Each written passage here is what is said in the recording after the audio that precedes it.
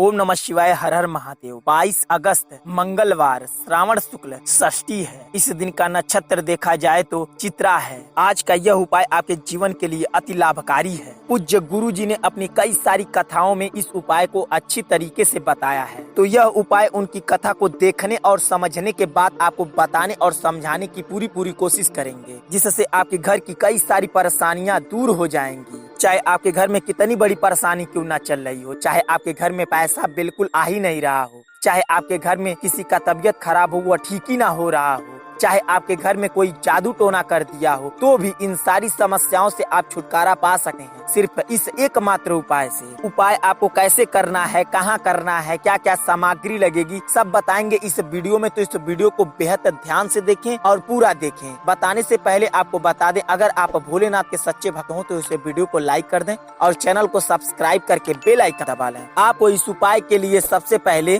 मंदिर पर जाते हो, जैसे भी बस इस उपाय के लिए 5 लौंग ले लेना है और 5 बेलपत्री, और इन सारी सामग्रियों के साथ साथ आपको 1 लोटा जल ले लेना है। अब आपको तीनों सामग्री शिव मंदिर पर लेकर चले जाएं। इस बात का बेहद ध्यान दें, जब आप शिव मंदिर पर जाते हो तो अपने दाहिने हाथ से घंटी को कम से कम 3 बार बजा दें, और आपको घंटी बजाते समय हर हर महादेव का नारा एक बार जरूर लगा लें। अब आपको शिवलिंग के सामने बिल्कुल बैठ जाना है। हाँ, इस बात का बेहद ध्यान दें, जब आप शिवलिंग के सामने बैठ रहे हो तो आपका मुख बिल्कुल पूरब की दिशा की ओर होना चाहिए। अब आपको 5 बेलपत्री अपने सामने रख लेना है। अब आपको 1 बेलपत्री उठाना है और अपने दोनों हाथों के बीच में रखकर हाथ जोड़कर अब आपको कम से कम 11 बार ओम नमः शिवाय का जाप करना है, और जाप करने के बाद आपको यह बेलपत्री शिवलिंग के ऊपर रख देना है। अब आपको दूसरी बेलपत्री उठाना है और अपने हाथों के बीच में रखकर 11 बार ओम नमः शिवाय का जाप करके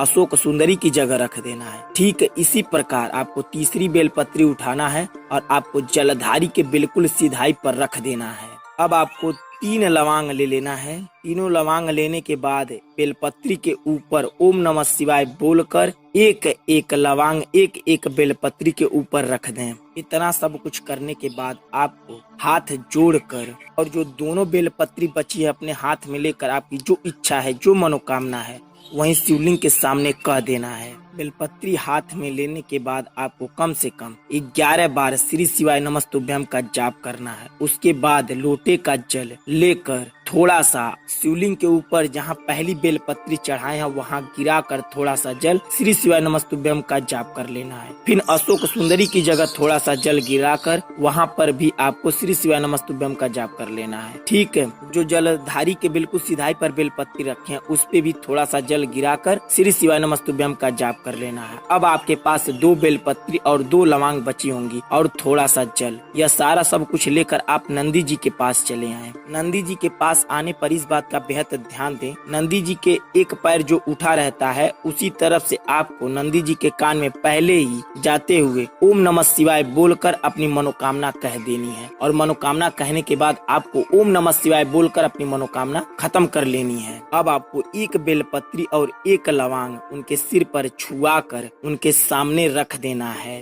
अब आप जब नंदी जी के पास से आप देखेंगे तो आपको बिल्कुल शिवलिंग दिखाई पड़ेगा। अब वहीं पर हाथ जोड़ कर आपकी जो इच्छा है, जो मनोकामना है, एक बार जरूर कह लें और थोड़ा सा जल शिवलिंग के सामने गिरा दें। अब आपको 1 बेलपत्री और 1 लौंग लेकर चले आना है। कोई भी पेड़ हो, जो पीपल का पेड़ हो, बरगद का पेड़ हो, जिस पेड़ का फल लगता हो पर कोई इंसान उसको ना खाता हो, ऐसे पेड़ के पास चले जाएं आप। वहां पर जाने के बाद आपको बेलपत्री वहां उस पेड़ के जड़ में रख कर जो कुछ भी आपके लोटे में जल बचा वहां पर गिरा कर ओम नमः शिवाय का जाप करके आपको चले आना है। और ठीक जैसे ही दिन डूबता है, जो लालिमा छाई रहती है वह लालिमा खत्म ना होने पाए, उसी समय आपको उसी शिव मंदिर पर चले जाना है जिस शिव मंदिर पर आप सुबह जल ढाले हैं। वहां जाने के बाद आपको शुद्ध तिल के तेल का एक दीपक जलाना है। दीपक जलाकर वहां पर दीपक का आंच लेकर अपने मुंह पर कम से कम 11 बार सेक लें। फिर उसके बाद आपको हाथ जोड़कर आपकी जो इच्छा है, जो मनोकामना है, वहां शिवलिंग के सामने कह दें। इतना करने से आपका यह उपाय पूर्ण होगा। अगर आपको यह वीडियो और उपाय समझ में आ गया हो तो कमेंट बॉक्स में श्री शिवाय नमस्तुभ्यम जरूर लिखें। अगर नहीं समझ में आया हो तो कमेंट बॉक्स में पूछ सकते हैं, हम आपको वहाँ भी बताने की पूरी कोशिश करेंगे। चलिए मिलते हैं आपसे अगली वीडियो में, तब तक के लिए श्री शिवाय। नमस्तुभ्यम, हर हर महादेव।